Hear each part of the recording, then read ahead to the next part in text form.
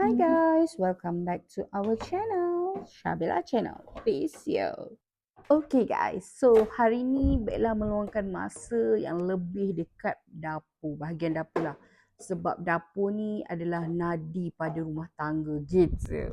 Okay, so bahagian dapur ni Bella reset dengan peti ais dulu sebab dalam peti ais ni dah lama Bella tangguh nak kemas. So memang banyak benda lah yang perlu Bella susun-susun dekat dalam ni.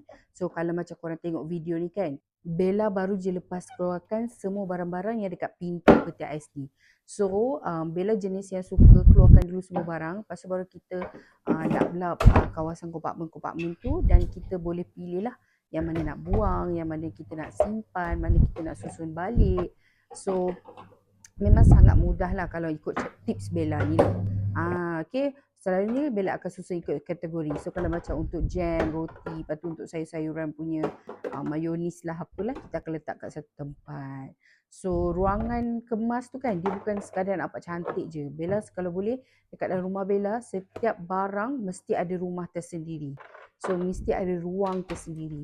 So macam kita jugalah, kita pun ada benda ni untuk yang ni dan ni. So tak perlulah nak tunggu barang-barang tu sempurna dulu baru nak kemas. Kita mulakan je benda kecil-kecil, lama-lama kan nanti rumah kita akan rasa lebih teratur. So yang ini video ni Bella dah mula keluarkan semua sayur-sayur. Bella masukkan dalam setiap bekas. Bella baru beli semalam. So kita masukkan dalam bekas, nanti nak masak senang, dah potong dah. Terus je goreng-goreng masak gitu. Okay. Lepas tu kita susunlah balik.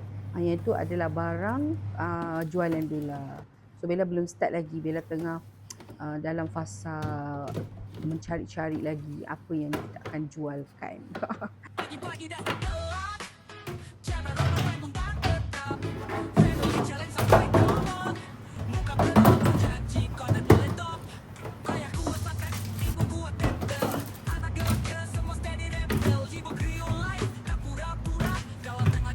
Okay guys, itu sajalah video untuk hari ini. Jangan lupa like, comment and share dan subscribe. Dunia nak tahu